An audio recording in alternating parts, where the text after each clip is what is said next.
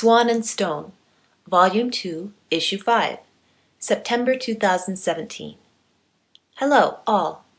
Welcome to Jade, a thesis on giraffe circulatory physiology, Volume 2, Issue 5 of Swan and Stone, an occasional journal of complementary solutions for health, well-being, performance, and longevity. By Stephen Elliott. Narrated by Cecily Corazon. Readers familiar with my work since the advent of Valsalva Wave Pro in 2009 know of my theory that the diaphragm plays a major role in the circulation of blood, and I argue evolved to aid in the flow of blood upwards against the force of gravity, which would otherwise keep blood pooled in the lower half of the body. Of course, this is problematic for land-dwelling mammalian vertebrate life, because the brain is housed in the head, which is held highest, and is critically dependent on circulatory effectiveness to function optimally, if not normally.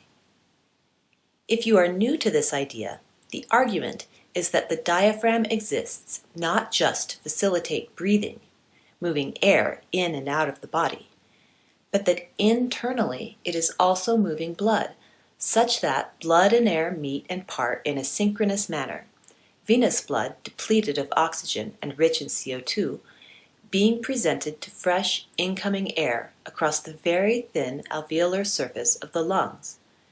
This synchrony facilitating the exchange of blood gases, an ongoing process without which the body would perish within a matter of minutes.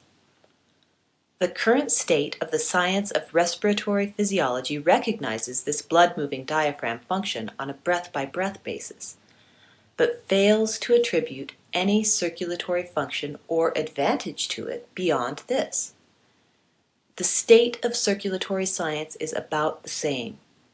The diaphragm exists to facilitate breathing. That is all.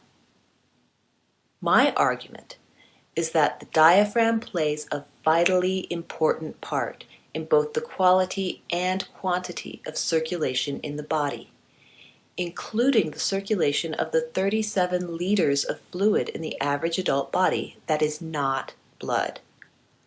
Here I speak of cellular fluid, extracellular fluid, cerebrospinal fluid, etc. But I am particularly interested in the effects of breathing and consequent circulation on the brain and its myriad functions, including the cultivation of human capabilities that we tend to think of as being associated with higher order consciousness: extrasensory perception, psychic communication, subconscious problem solving, high IQ, and of course higher order human emotion, though I hesitate to parse. I prefer to think of the collective as the holistic capacity of a highly functioning human body-mind.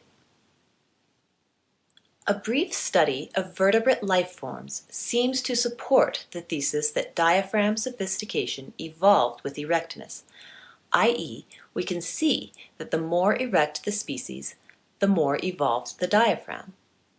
Water-dwelling mammals are not treated here. Reptiles and amphibians employ axial musculature and protodiaphragms, less complex and evolved structures that allow them to breathe air and hold their breath.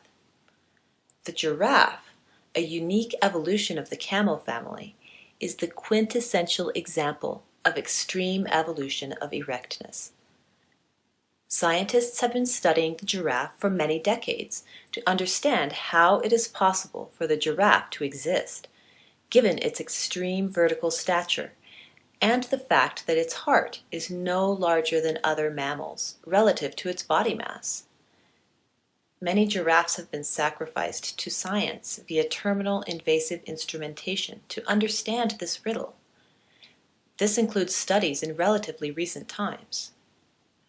In review, the fundamental problem with these studies is that in zoological science, just as in current state-of-the-art human physiology, there is no recognition that diaphragm movement plays a major role in the circulation of blood. But whereas the human body can function, at least to a degree, when the diaphragm is not functioning beyond mere adequacy, the giraffe body cannot, where I argue that due to both the length of its neck and its legs, if its diaphragm were not contributing to circulation, it would not be able to stand, or possibly even lift its head. In January of this year, at the invitation of the Dallas Zoo, I had the good fortune to explore this theory. Jade is a 12-year-old female giraffe that needed her hooves trimmed. As she is not one to submit to a manicure willingly, which I learned that some are, she had to be sedated before the procedure. While this may sound like an insignificant veterinary event, for a giraffe it isn't. Approximately 30 animal handlers, hospital, and zoo management personnel were present, the 2 farriers and myself forming a group totaling approximately 33.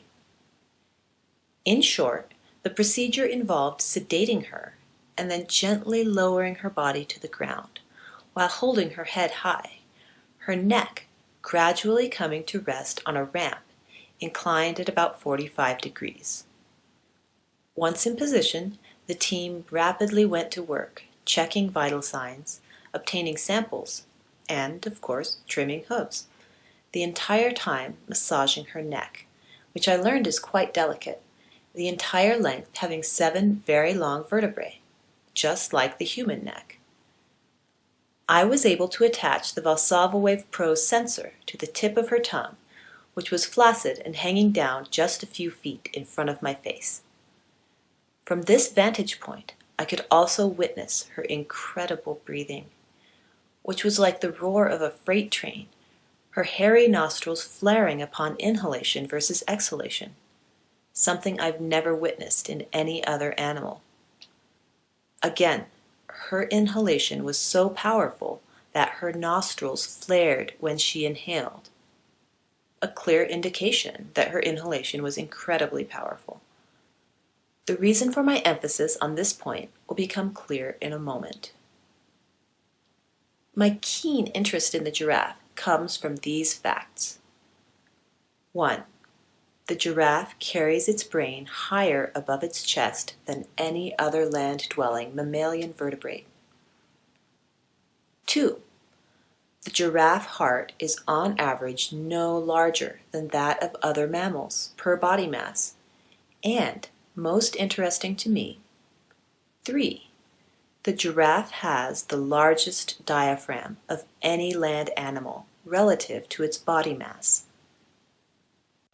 As the reader can see by now, I want to know if both the overall height of the animal and in particular the length of the neck are allowed by the size and use of its diaphragm. When a human body is breathing slowly, deeply, and rhythmically, i.e., coherently, a large wave of blood exits the lungs with each exhalation and is amplified by the left heart, a portion traveling up the ascending aorta to the head and brain, and a portion traveling down the descending aorta to the rest of the body. During inhalation, an equal volume of blood is drawn into the lungs from the venous tree via the right heart to meet incoming air across the alveolar surface, in the great scheme of things, blood in venous and arterial trees remaining equal, though dynamic. My theory is that the human and giraffe share much in common, that the giraffe is an extreme case of thoracic pump evolution, where breathing generates the additive motive force that both propels blood up the neck via the carotid artery during exhalation and down the neck via the jugular vein during inhalation. Note that the thoracic pump exerts this effect on the entirety of arterial and venous structures, coincident with diaphragm movement, i.e., it generates a positive pressure on the arterial tree via the left heart during exhalation and negative pressure on the venous tree via the right heart during inhalation. An interesting aside is that as early as the 1950s, the theory was proposed that blood made it to the giraffe's head, aided by what was referred to as the YouTube effect. this being that gravitational force on blood descending in the jugular vein effected enough negative pressure, vacuum, on the arterial side of the neck and head to draw blood upward over the incredible length of the neck to the head and brain. Decades were spent studying this hypothesis, but in the end it is determined that gravity exerted on venous blood cannot exert adequate negative pressure to cause blood to rise on the arterial side. And in the absence of the knowledge of the diaphragm and associated thoracic pump, almost a century has passed with the riddle of giraffe circulatory viability unsolved. My theory is simple, that giraffe circulatory physiology depends on both exhalation to send blood up the carotid artery to the brain, and equally, if not more so, on inhalation to draw blood down the venous side, returning it to the heart and lungs.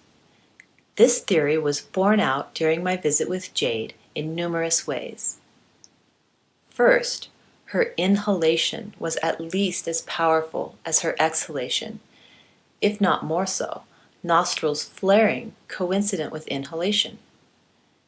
Clearly, it is imperative to get fresh air to the lungs, and the force required to move a large volume of fresh air down the length of the neck is huge. But what has not been recognized is that this huge force exerted by the diaphragm to fill the lungs with air is also exerting a strong vacuum on the venous tree throughout the giraffe body, including the jugular vein and legs.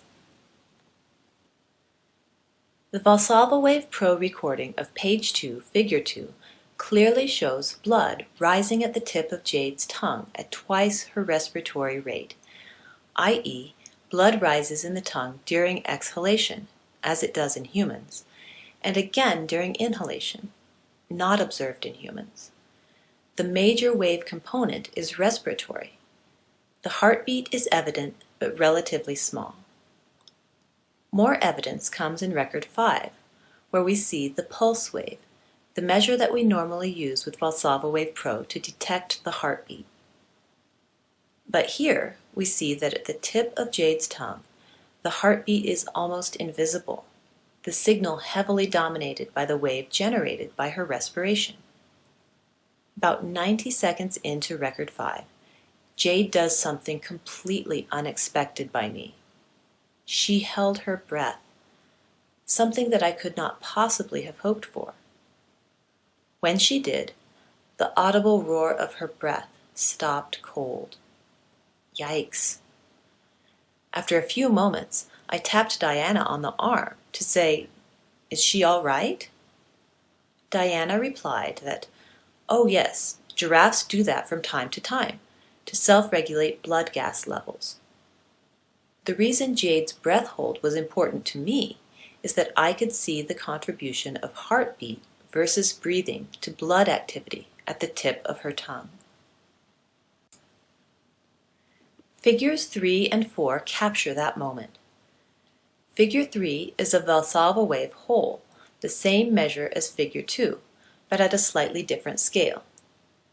Figure 4 is pulse wave, an AC signal that Valsalva Wave Pro uses as the basic detection of heart rate in humans, the rise-rise interval being the basis of the heart rate variability, HRV, measure. Note that in Jade's record, when the breath hold begins, signal amplitude drops to near zero, indicating that when breathing is not in progress, the heartbeat is barely visible in the head. Almost all of the amplitude of Figure 4 is a function of breathing. In this last recording, I witnessed the breath hold start, but in the end, I was not able to witness it end, as everyone but the handlers were given the clear and urgent signal to exit the room so that Jade could resume consciousness and get back on her feet, which she did. Once we were all outside the fenced-in area, I watched her head rise up like she was on an elevator. straight up, no wobble, no weave, a beautiful and quite incredible feat of grace, balance, and poise. For us, my thesis is this: as land-dwelling mammals, our evolution, very much like that of the giraffe, probably depended on our ability to use our diaphragms both consciously and unconsciously in order to stand, run, survive, and thrive. It still does. The reason we must stand tall and breathe. Stephen Elliott, President, Coherence. Subscribe to Swan and Stone, an occasional journal of complementary solutions for health, well-being, performance, and longevity. It's free.